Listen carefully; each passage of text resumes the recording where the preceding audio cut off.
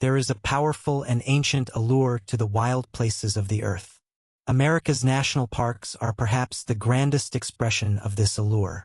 They are our cathedrals of stone and sky, vast sanctuaries of granite peaks, ancient forests, and rivers that run like silver veins through the land.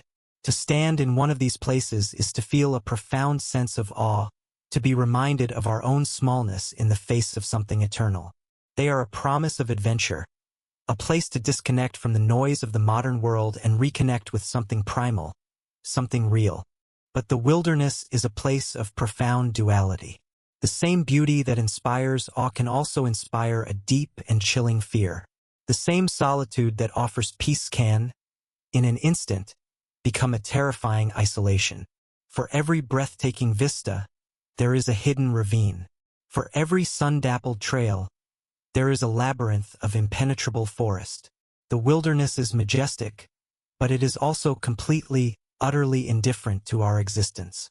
It operates on a scale of time and power that we can scarcely comprehend.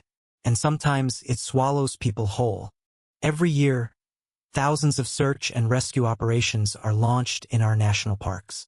The vast majority of these have logical, if often tragic, explanations. Hikers get lost, they are unprepared, they fall, they succumb to the elements, or they are the victims of animal attacks. These are the known risks, the dangers we accept when we step off the pavement and onto the trail. But this story is not about those cases. This is about the others. The ones that defy easy explanation. The cases where the logic breaks down and we are left adrift in a sea of baffling questions. These are the stories of people who vanish from our national parks under circumstances so strange, so improbable, that they seem to tear a hole in the fabric of our understanding. They disappear in broad daylight, often within feet of family and friends. They are experienced hikers who vanish from well-marked trails.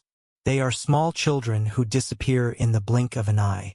And when they are found, if they are found, it is often in places that make no sense, under conditions that deepen the mystery rather than solve it. For years, these strange national park disappearances were seen as isolated, unrelated tragedies. That was until a former police officer and investigator named David Paulides began to notice a pattern.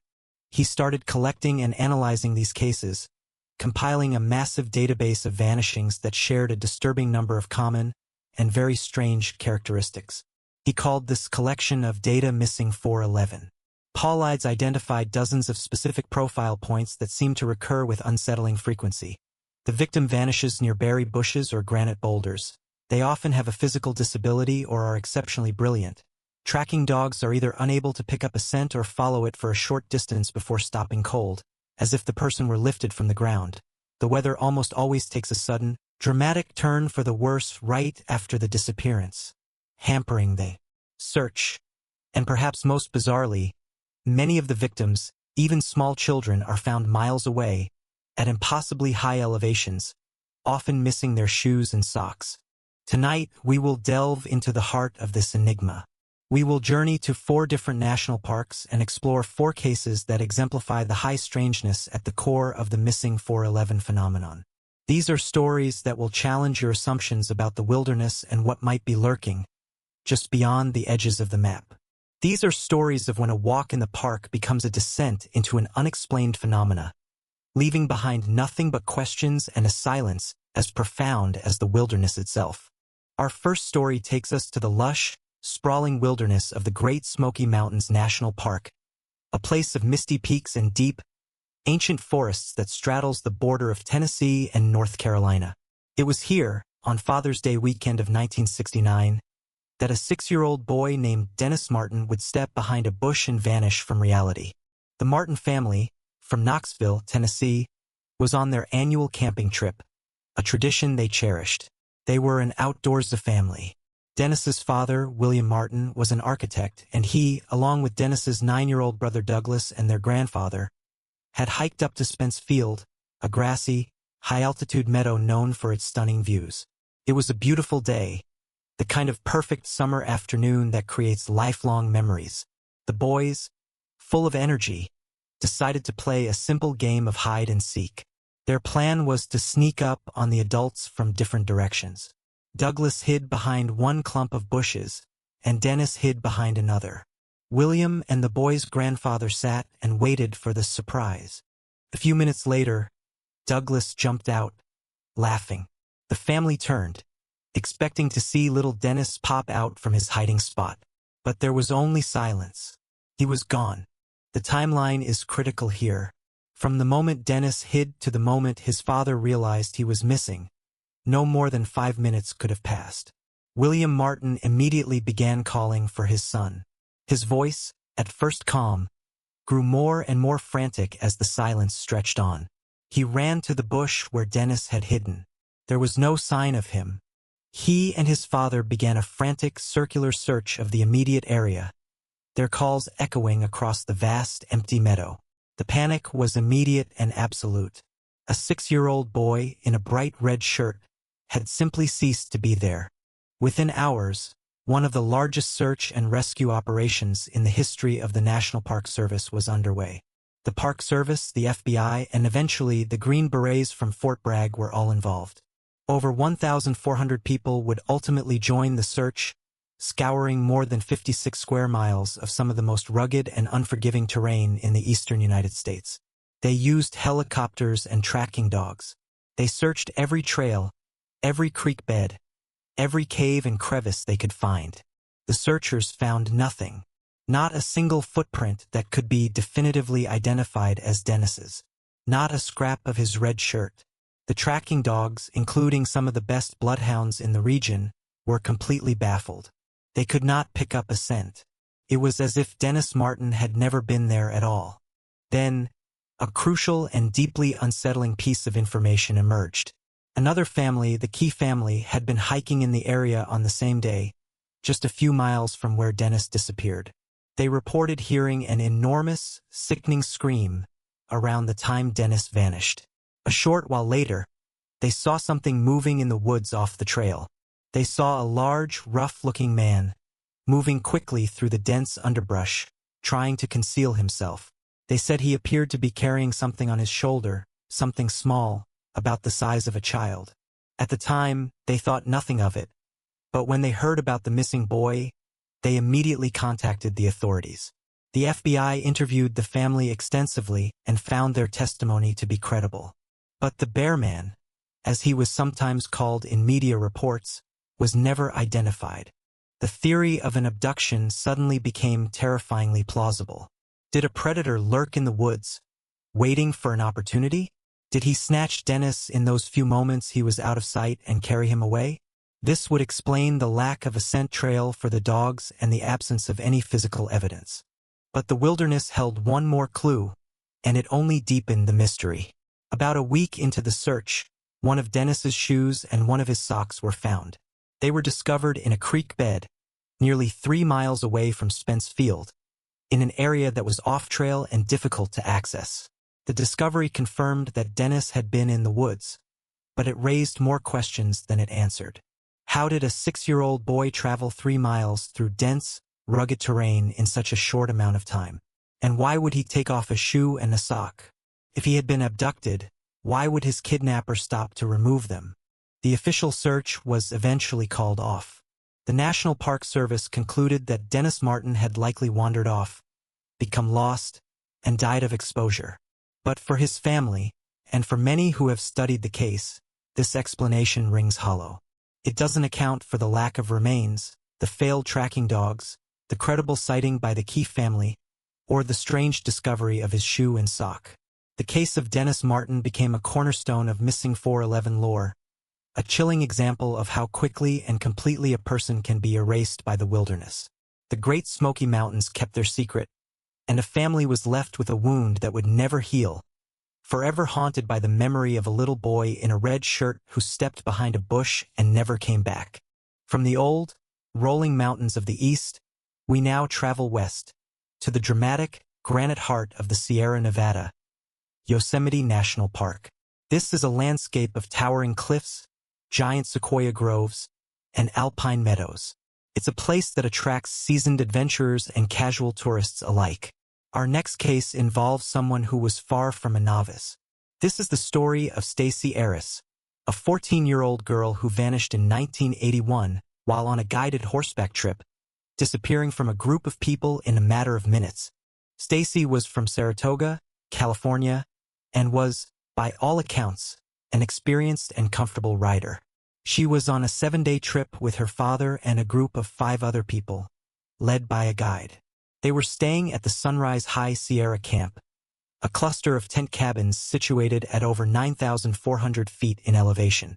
It's a popular spot, a rustic but established outpost in the Yosemite High Country. On the afternoon of July 25, 1981, the group decided to take a short hike from the camp to a nearby lake. Stacy, however, was tired and opted to stay behind. She said she wanted to rest and take some pictures. Her father agreed. She was left with one other member of the group, a 77-year-old man, who also decided to stay at the camp. Stacy walked a short distance away from the tent cabins, towards a granite slope that offered a good view. The older man sat on a rock, watching her as she framed her shots with her camera. He looked away for a moment. When he looked back, Stacy was gone. Just like with Dennis Martin, the window of time was incredibly small. The man immediately thought she must have just wandered behind a rock or a tree. He called out her name. No answer. He walked over to where he had last seen her. There was no sign of her. He alerted the camp staff, and a search began almost instantly. What makes Stacy's case so baffling is the context. She was not a lone hiker deep in the backcountry. She was at an established camp, in a relatively open area of granite and scattered trees. She was in the company of another person. She was an experienced outdoor enthusiast, not a child prone to wandering. Yet, she vanished as completely as if the granite had opened up and swallowed her. The search that followed was massive and intense. Yosemite's search and rescue team is one of the best in the world. They scoured the area on foot with dogs and from the air. They found nothing. No footprints on the granite slabs. No sign of a struggle. No dropped equipment. The dogs could find no scent. It was a repeat of the Dennis Martin case, but with an experienced teenager instead of a small child. Days turned into weeks. The searchers were perplexed. The terrain was open enough that a person, or at least some sign of them, should have been visible. There were no treacherous cliffs she could have fallen from in that immediate area. An animal attack was considered highly unlikely, as it would have been noisy and left evidence. Abduction seemed almost impossible. How could someone snatch a 14-year-old girl in broad daylight, a stone's throw from a populated camp, without anyone seeing or hearing a thing? The search did yield one single solitary clue, and it is as strange and ambiguous as everything else in this case. Searchers found the lens cap from her camera. It was sitting on top of a rock, some distance from where she was last seen. That was it. Just the lens cap. The camera itself and Stacy were gone. What could this mean? Did she place it there herself before wandering off for some reason? Did it fall off as she was being taken? Or was it left there by someone else? A cryptic, meaningless breadcrumb in a trail that led nowhere? The official case remains open but is ice cold. The prevailing theories are thin and unsatisfying. Did she, despite her experience, somehow get disoriented and wander into a remote part of the park where she perished? It seems unlikely, given the speed of her disappearance and her proximity to the camp. Was she abducted by a human predator who was hiding among the rocks, waiting for a moment of opportunity? It's a terrifying thought, but one that strains credulity given the circumstances. The disappearance of Stacy Arris is a chilling example of what David Paulides describes as an impossible vanishing.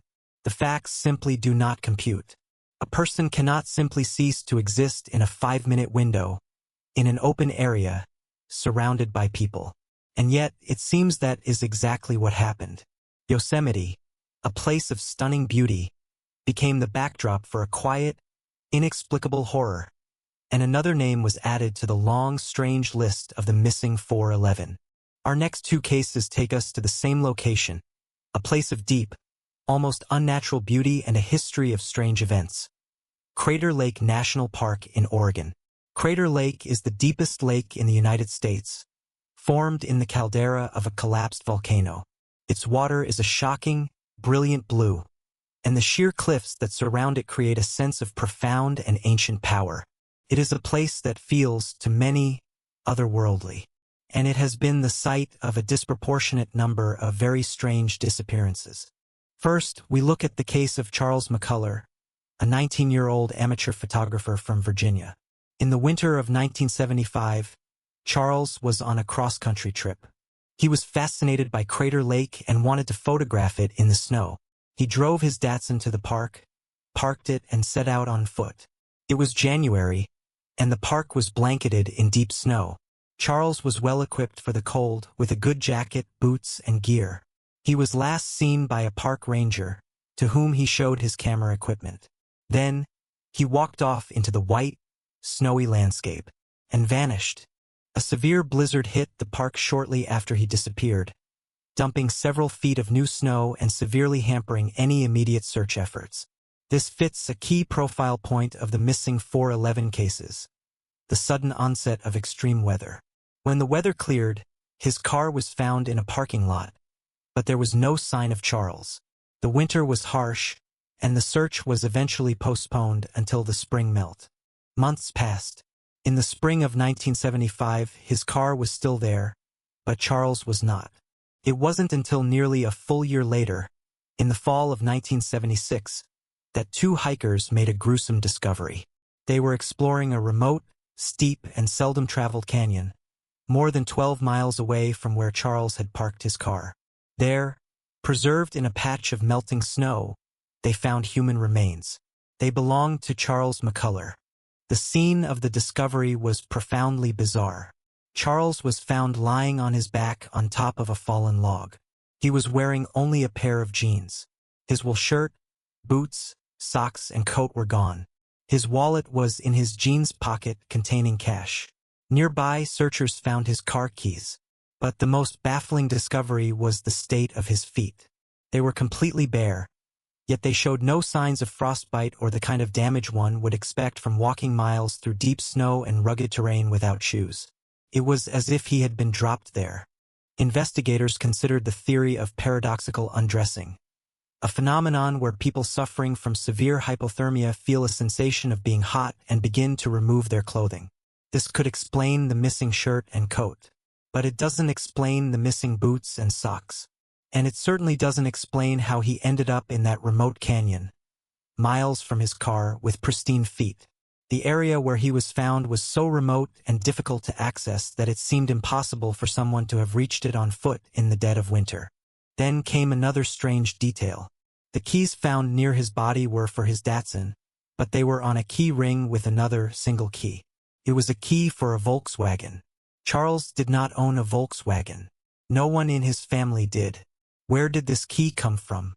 Was it a meaningless artifact, or a clue to a second person, a second vehicle, a second part of the story that we will never know? The official cause of death was listed as hypothermia, but the circumstances defy this simple explanation. The case of Charles McCullough is a tapestry of contradictions. A man found without winter clothing in the snow, yet with no frostbite on his feet. A man who traveled miles to a place that seems unreachable, leaving behind a key that belonged to no one he knew. It's a classic case of what happens when the official explanation feels like an ill-fitting suit, unable to cover the strange and protruding facts of the matter. 31 years later, in October of 2006, Crater Lake would become the setting for another impossible disappearance, this time involving a small child. This is the story of 8-year-old Samuel Bulk. Samuel was visiting the park with his father. He was a special needs child, described as having the developmental level of a younger boy. He was also, according to his family, terrified of the woods and would never wander off on his own. They were near the Cleetwood Cove parking lot, which overlooks the lake from the Caldera Rim. It's a popular, high-traffic area. Samuel's father was with him. He turned his back for just a moment to look at the view. When he turned back, Samuel was gone. It was that fast. One moment he was there, the next he was not.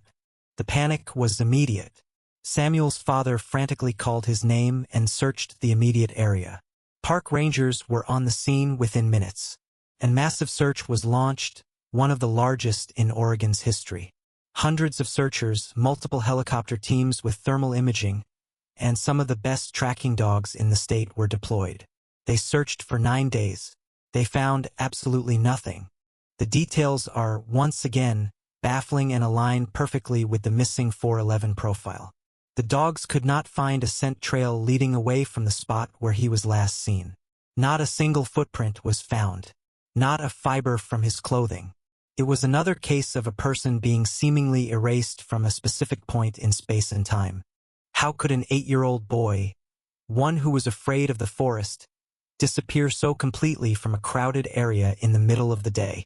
How could he evade a search party of that magnitude, including thermal imaging that should have detected his body heat? The case took an even stranger turn when several unconfirmed sightings were reported. A witness claimed to have seen a boy matching Samuel's description later that day, miles away, walking along a road. The boy appeared dazed and unresponsive. Another witness reported a similar sighting in a different location. Were these just cases of mistaken identity, or was Samuel somehow being moved around the park? So, by whom? The official theory is that Samuel, despite his fears, wandered off, fell, and perished in a location that searchers were simply unable to find. But for many, this is hard to accept. The speed of the disappearance, the failure of the dogs, the complete lack of physical evidence all points to something else. Was he a victim of a swift and silent abduction, snatched from right under his father's nose? If so, the kidnapper was a ghost, leaving no trace of their presence. The disappearance of Samuel Bolk from the very same park as Charles McCullough adds to the location's strange legacy. Crater Lake, with its deep blue eye staring at the sky, seems to be a place where the veil between our world and something else is thin. It is a place that holds its secrets tightly. For people, Dennis Martin, Stacey Aris, Charles McCullough, and Samuel Bolk. A young child, an experienced teenager, a young man, and another child with disabilities. They disappeared from different parks, at different times, but their stories are bound by a thread of high strangeness. This is the core of the unexplained phenomena that David Paulides has spent years documenting. These are not simple stories of people getting lost. They are riddles wrapped in enigmas. They challenge our most basic assumptions about safety, logic, and the natural world. When you look at these cases together, the simple explanations begin to feel inadequate. The idea of unrelated, bizarre coincidences starts to strain credulity. We are left to wonder, are these the work of human predators of almost supernatural skill? Ghosts who can move through crowded parks unseen, leaving no evidence behind? Are there unknown geological or atmospheric phenomena at play in these specific locations that can disorient people and erase their presence? Or are we dealing with something else entirely? Something that belongs to the realm of folklore and myth, a modern-day iteration of the old stories about people being taken by the fae or spirits of the woods. The National Park Service, for its part, does not officially recognize the missing 411 phenomenon. They do not keep a centralized database of missing persons, and they treat each case as an isolated incident. But for the families of the missing, and for the countless investigators, researchers, and armchair detectives who have fallen down this rabbit hole, the patterns are too clear, and the questions are too loud to ignore. These stories serve as a powerful and humbling reminder. Our national parks are treasures, but they are not amusement parks. They are wild, and the wilderness has rules we do not always understand. The beauty is real, but so are the dangers, both known and unknown. If you have any information about any of these cases, please contact the appropriate authorities. And if you have a theory about what connects these strange national park disappearances, please share it in the comments below. Let's discuss. Let's wonder. Let's keep the memories of these individuals alive. Thank you for joining me on this journey into the heart of the wild's greatest mystery. If this exploration of the unknown has captured your curiosity, please subscribe for more deep dives into the stories that haunt the edges of our world. The wilderness is beautiful, but it doesn't always love us back. Be safe and never stop wondering.